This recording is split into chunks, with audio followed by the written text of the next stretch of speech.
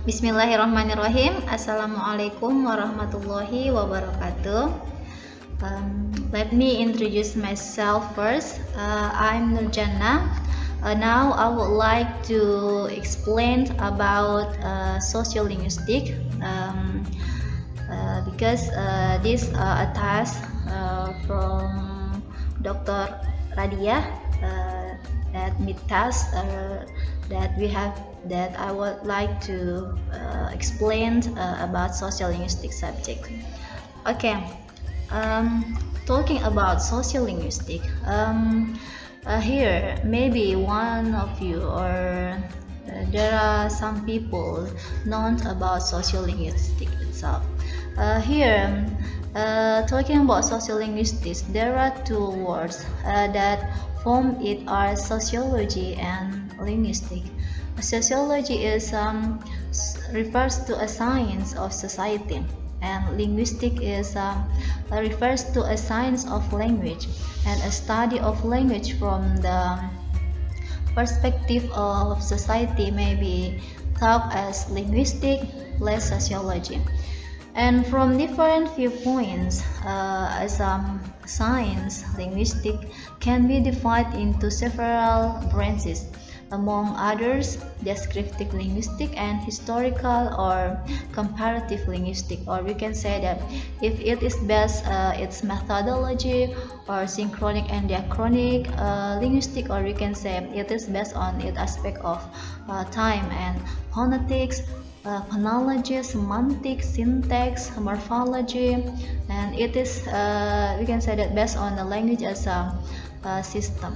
Okay, based on these two words, that we can conclude that sociolinguistic is a study that is concerned with the interaction of language and setting, or we can say that is the study that is concerned with investigating the relationship between language and society with the goal of a better understanding of the structure of language and of how languages function in communication. Okay, next is socio-cultural aspect. You can see in this slide there are 2 points that I would like to explain to all of you about social cultural aspect. For the first point is community. Community is here when we I give an example. They communicate and interact between another. It is community. They have a membership consciousness on the basis of the common goals, and their behavior is order and pattern. If they live in a given area, have the same culture and living styles, and can collectively act in their effort to reach a certain goal, they will be known as a community. Okay, and not all groups of people occupying certain areas are known as societies, but they are known as a communities, such as those who are in local communities, or a school, a business, and etc. And they are only a subsystem of a society. And talking about this, society is any group people being relatively sufficient, living together is a long period of time and occupying a certain area, having the same culture and conducting most of activities in the group. Okay, the second point is society. Society here is according to person in 1966 in page 20. He said that society is in the first instance politically organized. It must have loyalties, both a sense of community and to some or corporate agency of the kind we ordinarily consider governmental, and must be established or relatively effective, effective here is a society is which some groups of people are living may show what we call social social stratification, or a term social stratification used to refer to any hierarchical ordering of group within society. Okay. And next is social units of language use. In this points, there are some several things I would like to explain. In this slide is first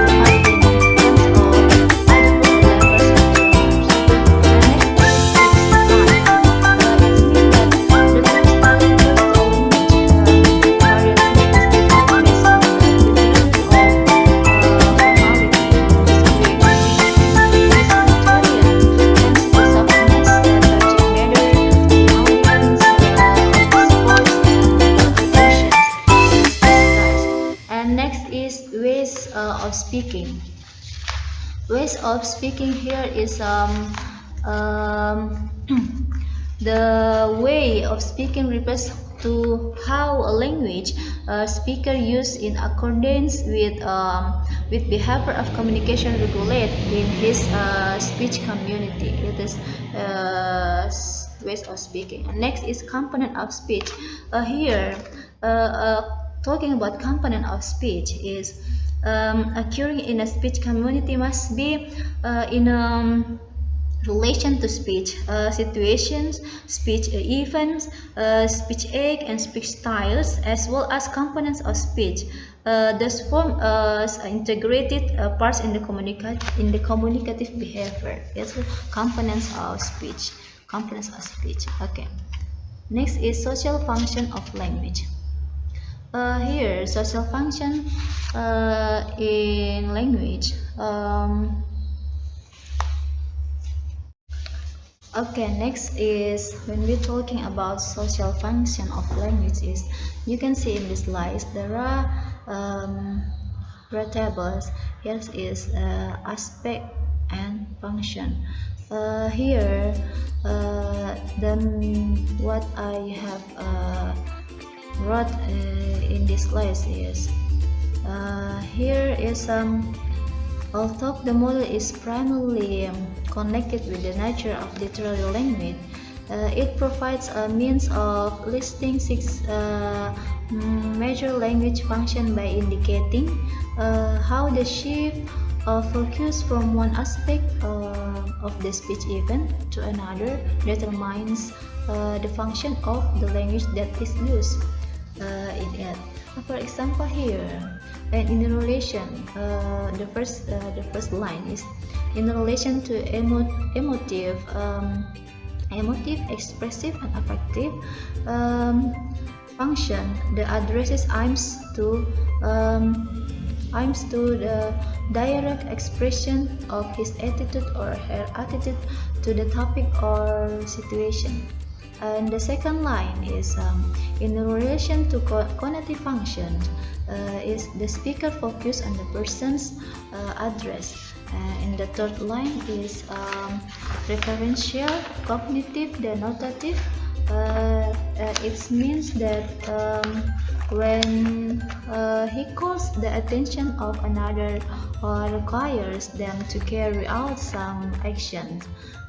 In relation to context, the participant of a speech focus on the object, topic, content of the discourse. And the line 4 is in relation to message, the speaker focus on the message. And the next line is in relation to context. A certain language is used for the initiations, continuations, and termination of linguistic encounters. And the last line is relation to code. Language is used to talk about the language itself. Okay, here is factors influencing language use. There are some factors that influencing language use. Language use is there are 4 dominant factors influencing someone's language use in a given speech community. So there are 4. First is the participant who speaks. The participant is mean that who speaks, to whom speaks. And second is the setting. The setting is mean that where does he speak. And the third is the topic discussed. And fourth is the function. The function here is mean that what and why does he speak. I give you a simple example here. When the situation is in the home or house. The example like this: there are 2 persons. There are father and his sons, and the setting is home. And in order to be familiar between them, this is the function. And both father and his sons is as a participants here. And about the topic between father and sons, speak Japanese language to talk about daily activity. So she use a Japanese language. They use Indonesian language in another topic. Both speakers never Japanese outside their home to each other. They use Banjaris or Indonesian language. This is the example of factor influencing language use. Okay. And next is social dimension influencing language use. Here you can see in the slides there are 3 points related to the social dimension influencing language use. The first is social distance scale. What is social distance scale? Here, social distance scale is how well we know someone. Is social distance scale. The second is status scale. Is high or low status in social life. Is status social status. You can say that like that, or we can say that. He or she superior or subordinate status like that. And the third is formality. Formality here it's mean that formal or informal, high or low formality. So social structure may either influence or determine linguistic structure or behavior. And the age grading either influence or determine linguistic structure. The age grading phenomena can be used as evidence like that. Okay, and that I give you an example young children speak differently. There are some varieties. Children speak different from major. Consequently, there are some varieties of the same language, dialect, styles, pronunciation, speech, or efforts, and etc. And ways of speaking, choices of words, like that, and rules for conversion. And linguistic structure and or behavior may either influence or determine social structure.